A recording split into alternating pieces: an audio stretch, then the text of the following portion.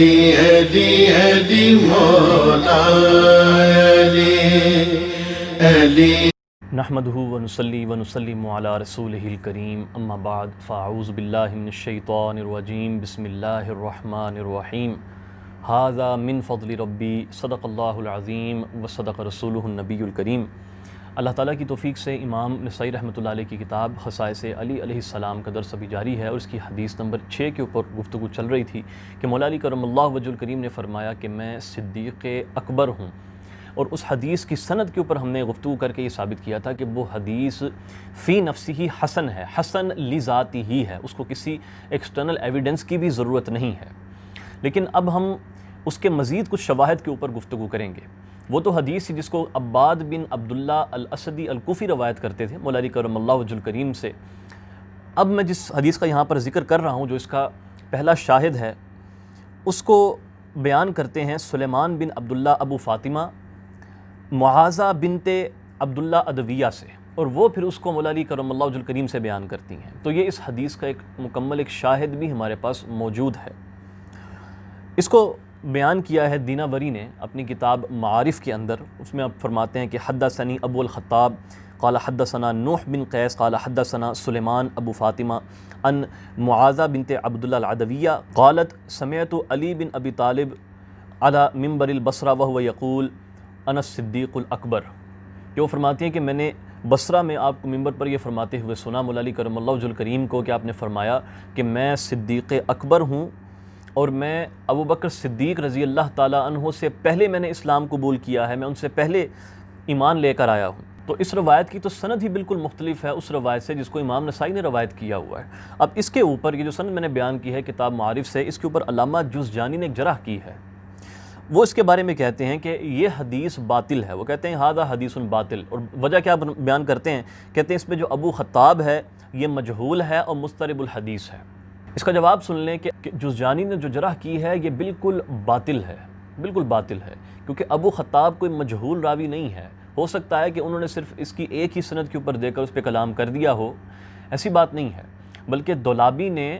ان کا پورا نام منشن کیا اپنی سند کے اندر، اور وہ کہتے ہیں کہ یہ زیاد بن یحییٰ ابو خطاب ہیں، انہوں نے پورا ذکر کیا۔ وہ کہتے ہیں حدثنا زیاد بن یحییٰ ابو الخطاب قال حدثنا نوح بن قیس، وہ پھر نوح بن قیس سے اس کو بیان کرتے ہیں۔ تو اس سے جو ان کی جرح ہے کہ یہ مجہول ہے وہ تو ختم ہو جاتی ہے۔ اور یہ زیاد بن یحییٰ ابو خطاب ہیں، یہ کون ہیں؟ بس اتنا جان لیں کہ یہ بخاری اور مسلم کے راوی ہیں، کسی نے بھی ان کی تضعیف نہیں کی۔ حافظ ذہبی تاریخ اسلام میں ان سے متعلق کہتے ہیں کہ زیاد بن یحییٰ بن زیاد بن حسان ابو الخطاب، ان کا ذکر کر کے کہ ان سے جو ہے وہ ائمہ کرام نے، یعنی کہ 6 کے 6 جو ہمارے سنن کے امام ہیں، انہوں نے روایت لی۔ ابن ابی عاصم نے، زکریا ساجی نے، ابو عروبہ نے، ابن جریر نے، ابن خزیمہ نے، اور ایک بڑی تعداد میں ائمہ کرام نے ان سے روایت لی، اور ایک بڑی تعداد میں محدثین نے ان کو ثقہ قرار دیا ہے۔ تو اس لیے ابو خطاب کو مجہول کہنا یہ تو پھر بے تکی سی چیز ہے، تو اس لیے ابو خطاب پر جرح کرنا اور اس کی وجہ سے اس روایت کو رد کرنا، اس کی کوئی سینس نہیں بنتی۔ اب مزید آگے یہ بھی سنیے کہ اس کو صرف ابو خطاب ہی روایت نہیں کرتے نوح بن قیس سے، نوح بن قیس سے اس کو یزید بن ہارون نے بھی بیان کیا ہے، ابو موسیٰ نے بھی، سوید بن سعید نے، محمد بن عبداللہ الرقاشی نے بھی بیان کیا ہے۔ تو ان سب نے، ان 4 راویوں نے مطابعت کی ہے ابو خطاب کی۔ جو یزید بن ہارون کی روایت ہے اس کو بھی دولابی نے ہی بیان کیا ہے، انہوں نے 2 سندیں لکھی ہیں اپنی اوپر، ایک تو کہتے ہیں کہ حدثنا زیاد بن یحییٰ ابو الخطاب قال حدثنا نوح بن قیس، اور پھر ساتھ اس کے ساتھ کہتے ہیں کہ وحدثنی ابو بکر مصعب بن عبداللہ بن مصعب الواسطی قال حدثنا یزید بن ہارون قال انبأنا نوح بن قیس۔ ایک مطابق یہ ہو گئی۔ پھر ابو موسیٰ کی جو روایت ہے اس کو ابن ابی عاصم نے اپنی الاحاد والمسانی میں بیان کیا، حدثنا ابو موسیٰ نا نوح بن قیس، حدثنا نوح بن قیس، وہ اس کی سند کو پھر بیان کرتے ہیں۔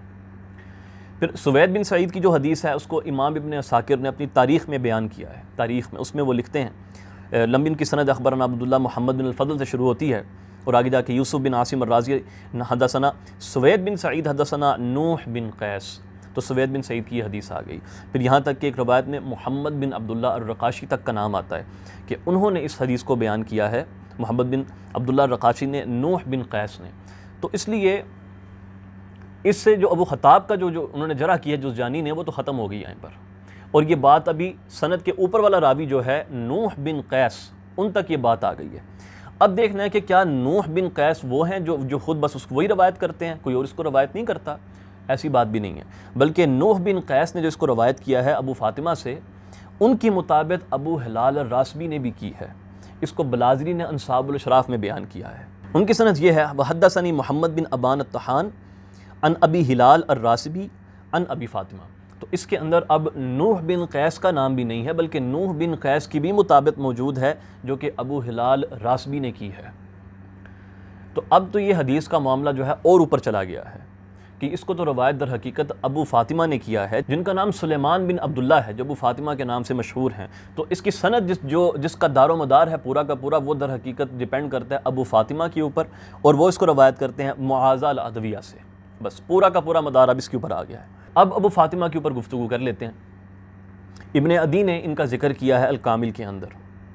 اور انہوں نے کہا ہے کہ ہم سلیمان کو یعنی ابو فاطمہ کو اسی روایت سے جانتے ہیں، اور اس کی کوئی مطابعت جو ہے وہ موجود نہیں ہے، جیسا کہ بخاری نے بھی کہا۔ اب یہ کہنا کہ اس کی کوئی مطابعت نہیں ہے، یہ جرح نہیں ہوتی، بالکل بھی جرح نہیں ہوتی۔ کئی ایسی احادیث ہیں جن کی مطابعت ہے ہی نہیں۔ سب سے مشہور حدیث انما الاعمال بالنیات، اس کو صرف امام یحییٰ بن سعید بیان کرتے ہیں، ان سے یہ حدیث مشہور ہوئی ہے، کئی راویوں نے سنی ہے، لیکن یحییٰ بن سعید سے اوپر جتنے بھی راوی ہیں اس حدیث کے اندر تفرد پایا جاتا ہے، یہ حدیث غریب ہے، لیکن پھر بھی امت کے اندر مقبول ہے، امت اس کو قبول کرتی ہے۔ تو مطابق نہ ہونا کسی روایت کی تو شرط ہی نہیں ہے، آگے اس کے اوپر میں دلائل بھی جو ہے نا وہ بیان کر دوں گا۔ اب سلیمان ان سے متعلق جو ابو فاطمہ ہیں، حافظ ابن حجر اسقلانی تہذیب میں لکھتے ہیں کہ سلیمان بن عبداللہ جو ہیں یہ انس صدیق الاکبر والی روایت سے مشہور ہیں، جیسے کہ بخاری نے بھی ذکر کیا۔ انہوں نے کہا اس کی کوئی مطابقت نہیں ہے، نہ میں ان کو جانتا ہوں اور نہ ہمیں پتہ ہے کہ ان کا معاذہ سے سماع ثابت ہے یا نہیں۔ اور ابن عدی نے بھی یہی بات کر دی، بالکل جو بخاری نے ذکر کیا، اور ابن حبان نے ان کا شمار ثقات میں کیا ہے۔ اب سب سے پہلے اس کا جواب تو ذرا لے لیں کہ مطابقت نہیں ہے، کیا یہ جرح ہوتی ہے یا نہیں ہوتی؟ سب سے پہلے حافظ ابن حجر اسقلانی نے مقدمہ فتح الباری میں جب ثابت بن عجلان کا ترجمہ قائم کیا اور ان کا دفاع کیا ہے، تو کہتے ہیں کہ عقیلی نے کہا ہے کہ ان کی احادیث کی مطابقت نہیں ہوتی، اور اس پر ابو الحسان ابن قطان نے ان کا جواب دیا ہے، اور انہوں نے کہا کہ یہ نقصان دہ نہیں ہے، لا یضرہ، مطابقت کا نہ ہونا کوئی نقصان دہ نہیں ہوتی۔ ہاں، منکر روایت کی کثرت اگر ہو جائے اور ثقات کی مخالفت ہو تو تب ضرر رساں ہے، یہ بات ٹھیک ہے۔ اگر ایک راوی کثرت کے ساتھ منکر روایات کو، غریب روایات کو بیان کرتا ہو جو اس کے علاوہ کوئی بیان نہیں کرتا کثرت کے ساتھ، پھر اس کے اوپر جو ہے نا وہ شک جو ہے سمجھ آتا ہے کہ ہو جاتا ہے، لیکن اس کے اندر یہ معاملہ ہے ہی نہیں سرے سے۔ نہ تو یہ روایت کسی اس سے بہتر روایت کے مخالف ہے، نہ کسی ایونٹ کے مخالف ہے، نہ کسی اور چیز کے مخالف ہے، نہ یہ راوی جو ہے وہ مناکیر کے اعتبار سے مشہور ہے، تو اس لیے اس کی مطابقت نہیں ہے، یہ جرح بنتی نہیں اس کے اوپر۔ ایک اور حوالہ لیں، امام ابن حجر اسقلانی تہذیب التہذیب میں اسماء بن الحکم الفزاری ان کے ترجمہ میں لکھتے ہیں کہ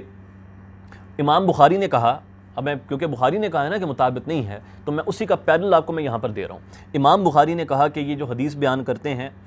اس کی کوئی مطابقت جو ہے وہ موجود نہیں ہے، تو اس کا جواب وہ لکھتے ہیں، حافظ کہتے ہیں کہ نبی صلی اللہ علیہ وسلم کے کئی صحابہ ایسی روایتیں بیان کرتے ہیں جو کہ دوسروں کے پاس نہیں ہوا کرتی تھیں، اور آگے کہتے ہیں امام مزی نے کہا کہ یہ حدیث کی صحت کے اوپر کوئی نقصان نہیں ہوتا اس سے کہ اگر کسی روایت کی مطابقت موجود نہ ہو، اور نہ ہی یہ حدیث کی صحت کی شرط ہے کہ اس کی مطابقت ہونی چاہیے۔ تو یہ تصریحات تو الحمدللہ تعالیٰ واضح کر دیں آپ۔ تو اس اعتبار سے جو ابو فاطمہ کا جو معاملہ ہے وہ یہ ہے کہ ان کے اوپر کسی قسم کی جرح نہیں ہے، بالکل بھی موجود نہیں ہے، بلکہ ابن حبان نے ان کو ثقات میں نقل کیا ہے، اور کوئی جرح ان کے اوپر ثابت نہیں ہے۔ اور جیسے کہ ہم پچھلی نشست میں بیان کر آئے ہیں کہ کئی ایسے راوی ہیں جو کہ مستور ہیں، اس طرح کے راویوں کو مستور کہا جاتا ہے، ان کی روایتیں صحیح ہیں کے اندر بھی موجود ہیں اور ان کو صحیح مانا جاتا ہے جب تک کہ جرح ثابت نہ ہو جائے اس کے اوپر۔ تو یہ معاملہ یہاں پر ختم ہو گیا۔ اب کوئی کہہ سکتا ہے کہ بھئی اس کو بیان کرنے والے لوگ ہیں وہ شیعہ ہیں، یہ شیعہ کی جرح کے اوپر تو جیسے میں نے کہا تفصیلی گفتگو کرنی ہے، لیکن ابھی یہ بتاتا چلوں کہ بدعتی کی روایت قبول ہوتی ہے یا نہیں ہوتی، اس کے اوپر ائمہ کرام کی کم و بیش کر لیں کہ 4 سے 5 ویوز اس میں پائے جاتے ہیں۔ ایک تو وہ ہیں جو کہتے ہیں کہ بالکل بھی قبول نہ کیا جائے، ایک یہ قول ہے۔ دوسرا ایک قول یہ پایا جاتا ہے کہ داعی اور غیر داعی کے اندر تقسیم کی جاتی ہے، یہ تو انتہائی جو ہے نا بیس لیس قسم کی تقسیم ہے جو دائی اور غیر دائی کی جاتی ہے، اور اس کے جو وجوہات ہیں انشاءاللہ میں آگے بتاؤں گا کہ اس کو جو ہے نا وہ ایک ناسبی تھا اس نے بنائی ہے، یہ تقسیم گھڑی ہے اس نے، اور پھر اس کو حافظ ابن حجر نے قبول کیا، اور بعد والوں نے اس کو قبول کیا ہے کہ دائی اور غیر دائی کی، لیکن یہ بھی کوئی مقبول اوپینین نہیں ہے، متاخرین نے بس اس کو اختیار کیا۔ اور ایک اوپینین یہ ہے کہ مطلقاً قبول کر لی جائے، بعض کہتے ہیں کہ بدعت صغریٰ والے کی حدیث قبول کر لیں، بدعت کبریٰ والے کی قبول نہ کریں، اور پھر ائمہ کرام کی متقدمین کی جو اکثریت نے جو قول اختیار کیا ہے وہ یہ ہے کہ مطلقاً بدعتی راوی کی روایت کو قبول کیا جائے گا، اس شرط کے ساتھ کہ متہم نہ ہو، یعنی وہ اپنے دین میں روایات کو گھڑنے کو جائز قرار نہ دیتا ہو، وہ اپنی بدعت کو سپورٹ کرنے کے لیے روایتوں کو گھڑنا جائز قرار نہ دیتا ہو، بس اتنی شرط لگائی ہے۔ اگر یہ ہے تو رد کر دو، اگر اس کے ساتھ یہ معاملہ نہیں ہے تو اس کی حدیث کو قبول کیا جائے گا۔ اس کے اوپر امام ابو حنیفہ کا بھی عمل ہے، امام شافعی، یحییٰ بن سعید، علی بن مدینی، اور ایک عمدہ تحقیق کے مطابق امام بخاری اور امام مسلم بھی اسی قول کے ساتھ ہیں، اور اکثر کتب حدیث کے اندر اسی کے اوپر عمل ہے۔ اب عمران بن حطان نامی جو راوی ہے، عمران بن حطان جو خارجی تھا، خارجیوں کا بھی جو ہے نا وہ باپ تھا، جس نے وہ کیا کہتے ہیں شاعری لکھ دی تھی عبد الرحمن بن ملجم لانتی کے اوپر کہ تم نے بڑا اچھا کیا مولا علی کو شہید کر کے، اس کی روایت بخاری کے اندر موجود ہے۔ وہ کہتے نہیں وہ مطابعت میں لے کر آئے ہیں۔ بھائی کذاب کی روایت مطابعت میں قبول ہوتی ہے؟ اگر یہ کذاب ہے تو پھر مطابعت میں بھی قبول نہیں ہونی چاہیے۔ پھر وہ کہتے ہیں کہ نہیں، کیونکہ بدعتیوں کے اندر یا شیعوں کے اندر جو ہے وہ یہ حدیثیں گھڑا کرتے تھے، اس لیے ان کی روایت قبول نہیں ہوتی۔ تو پھر ہماری طرف سے جواب یہ ہے کہ کیا سنی حدیث نہیں گھڑتے تھے؟ کھولیں ذرا کتابیں، کیا شیخین کی شان میں حدیثیں نہیں گھڑی گئیں؟ کیا یہ چیز مشہور نہیں ہے کہ محدثین کے ہاں کہ اگر تم صرف زاہد دیکھو کسی سند کے اندر تو اس سے ذرا ہاتھ اٹھا لو اپنا، کیونکہ اکثر جو زاہد تھے عبادت گزار تو تھے، حدیث کا علم نہیں رکھا کرتے تھے اتنا زیادہ، ان کے یہ معاملات تھے۔ کیا یہ چیزیں ہمارے ہاں موجود نہیں ہیں؟ کیا فضائل اعمال میں حدیثوں کو نہیں گھڑا گیا سنیوں کے اندر؟ کیا دیگر صحابہ کرام مثلا حضرت امیر معاویہ کے فضائل میں حدیثیں نہیں گھڑی گئیں، جس طرح کہ ملا علی قاری اور دیگر لوگوں نے بھی اس پہ لکھا ہے؟ تو کیا سنیوں کی حدیثوں کو ترک کر دیا جائے گا؟ یہ کوئی قاعدہ نہیں ہوتا کہ اگر ایک گروپ کے اندر کچھ لوگ حدیثوں کو گاڑیں تو ان کی سب کی حدیثوں کو ترک کر دیا جائے۔ جب تک وہ مشہور نہیں ہے نا کہ وہ پورا کا پورا گروپ ہی اس طرح کا ہے، تب تک ان کی حدیثوں کو ترک نہیں کیا جا سکتا،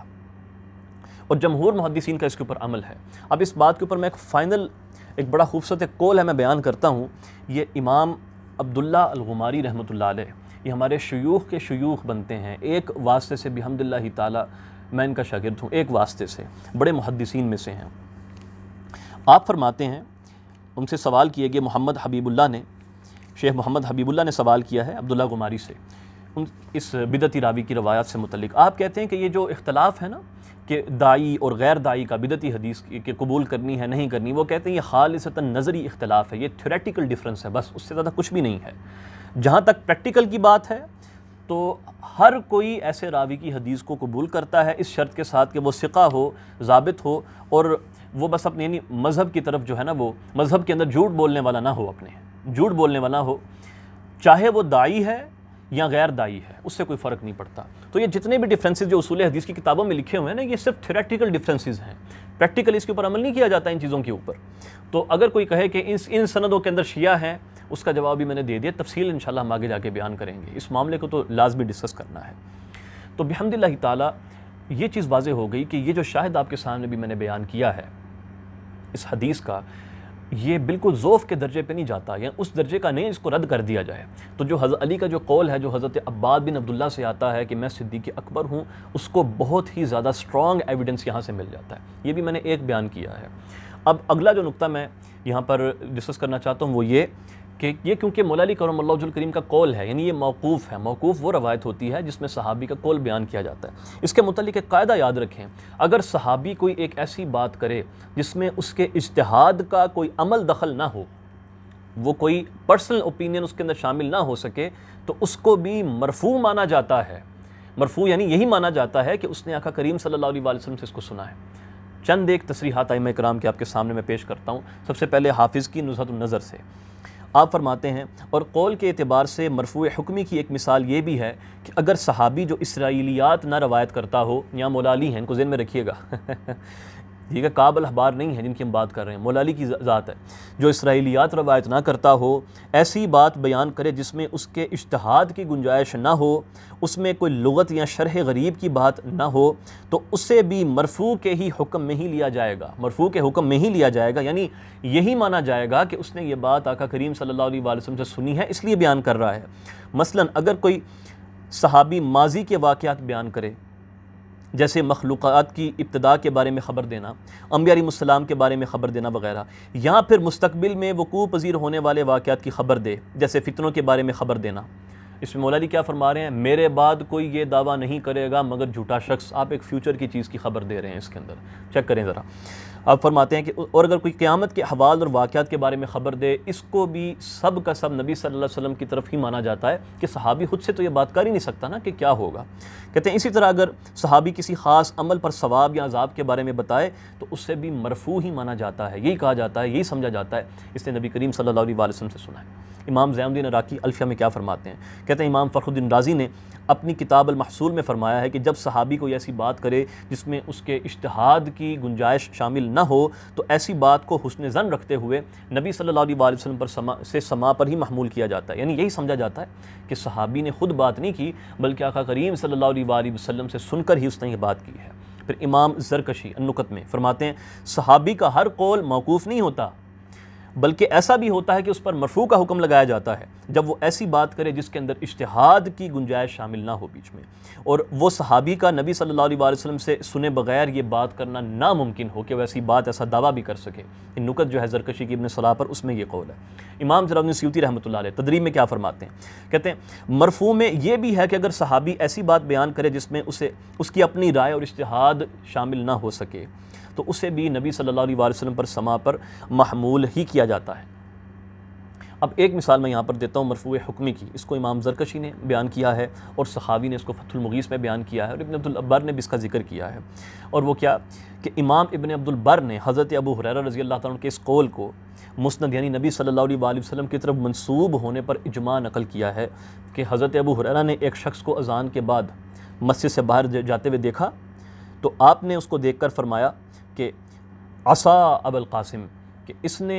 نبی صلی اللہ علیہ وسلم کی نافرمانی کی ہے۔ حالانکہ یہ ابو ہریرہ کا قول ہے، انہوں نے یہ نہیں کہا کہ میں نبی صلی اللہ علیہ وسلم سے سنا، نہیں، بلکہ انہوں نے دیکھا، ان کی زبان سے یہ نکلا۔ تمام ائمہ کرام اس پہ متفق ہیں کہ یہ مرفوع کے حکم میں آتا ہے، یہ آپ کا اپنا قول نہیں ہو سکتا۔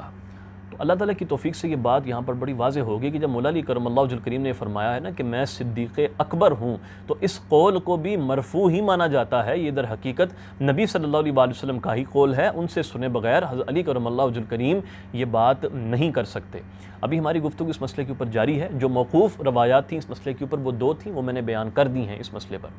اور ان کی سند کے اوپر بھی گفتگو کر دی ہے۔ تو بحمداللہ تعالیٰ وہ موقوف روایت بھی اب صحت کے درجے پر چلی جاتی ہے۔ ایک تو پہلی حدیث بیان کر دی عباد بن عبداللہ کی، وہ حسن لذاتی ہی ہے، اس کا میں نے یہاں پر شاہد بیان کر دیا۔ اب حسن لذاتی ہی کو سپورٹ مل گئی ہے، یہ صحیح لغیری ہی کے درجے پر چلی جاتی ہے وہ روایت، عباد بن عبداللہ کی روایت۔ اب انشاءاللہ اگلی نشست سے جو اس باب میں مرفوع احادیث وارد ہوئی ہیں ان کو تفصیل میں ڈسکس کریں گے۔ وما علینا الا البلاغ المبین۔ السلام علیکم ورحمۃ اللہ تعالی وبرکاتہ۔